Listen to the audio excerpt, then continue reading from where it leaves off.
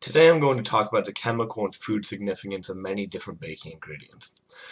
Many thanks to the New Zealand Institute of Chemistry for the research in this field because I used a lot of the information in making this video. I chose to make a dough boast torte, but it was pretty complicated, and when I made it, it turned out pretty well, but it's not what I expected. It still looks good and tastes good, but it's not the same thing, and it's pretty good. But the first thing I want to talk about is eggs. So when you work with eggs, there are two parts of the eggs. There's the egg whites and the egg yolks. The egg whites work by how the proteins denature when you heat them. When you denature the proteins, they expand and create gas pockets and release moisture into whatever you're baking. The gas pockets will create a lighter substance, which is usually easier to eat and less dense when you're eating it.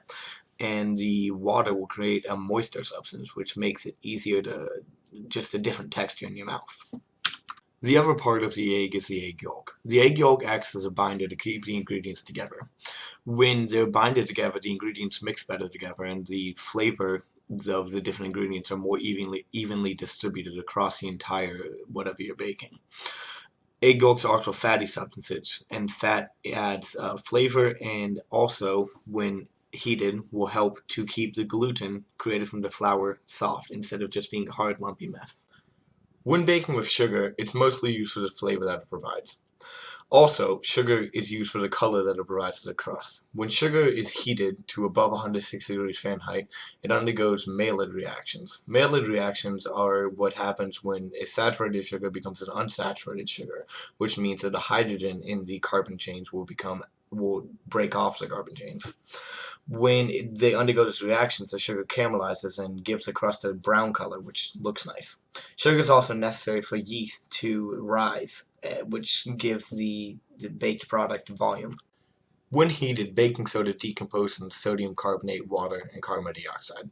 All three products have a different effect on the finished product. Sodium carbonate tints the product a weird yellowish color and also makes it taste soapy, which just doesn't taste good. The water that is released through decomposition makes the product moist, and the carbon dioxide, like the other carbon dioxide reactions earlier from the eggs and the sugar and everything else similar to it, will make the product lighter and more airy, as the gas pockets it creates make the dough more airy and have more air in it, which gives it a lighter texture.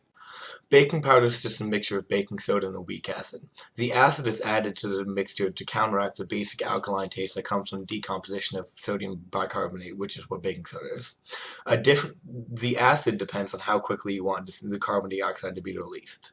For something like a donut, which you need the carbon dioxide to be released quickly so that it will float into oil and be crispy, you want to use something that will make the carbon dioxide release faster. But for something like a cake, where you want the carbon dioxide to be evenly distributed across the entire product, you want to use a slower release of carbon dioxide. So there are different types of baking powder depending on what you need it for. Flour is composed of starch and the proteins glutenin and gliadin. When mixed with a liquid, most commonly milk or water, the glutenin and the gliadin will combine to make gluten. Gluten is a sticky substance which is most commonly the base for a batter or a dough. When you mix the flour and the water, depending on for how long you mix it and how hard you mix it, you are going to have a different end result. When you want something hard like a biscuit, you want to mix the flour and the water for a long time so that there's a lot of gluten there and it's a hard result, and you have something that you would a texture that is commonly associated to a biscuit. But when you want something like a cake, you want to mix it for a short amount of time so there's less gluten created and it's less tough and has a better texture that is lighter than you'd expect to find in a cake. Milk is mostly proteins and lactoses, which are sugars. Milk helps the sugar that you use go through Maillard reactions, which makes the sugary taste easier to sense in the finished product. Milk is also a good thing to mix with flour because the proteins in milk will help the gliadin and the glutenin combine to make gluten. However, milk will also limit the amount of gluten through the lactoses it has, so it won't be as hard as if you mix it as much, and it will just create a more tender product. Milk will also add moisture to the finished result, which is always good for something like a cake. Butter is a very fatty substance. Fats help to weaken the dough by breaking down the gluten created from the flour. Fats also help trap air pockets created by the carbon dioxide substance which create that by providing a solid structure which isn't easily punctured in the baking process. Butter also usually creates an emulsion between the ingredients in the recipe, which helps to make sure that they mix evenly and the texture and taste is evenly distributed across the entire product. Fats will also give a nice rich taste. Yeast is a single-celled organism which thrives in warm, moist environments.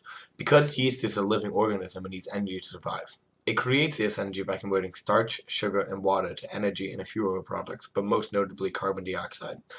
The carbon dioxide creates air pockets, which also cause the product to rise and then get more volume. When yeast is used, it needs to be removed from the product, or else the other byproducts and the yeast itself will cause the product to have an acidic taste, which isn't what you're looking for in something like a loaf dessert or a bread, which is what yeast is most commonly used in.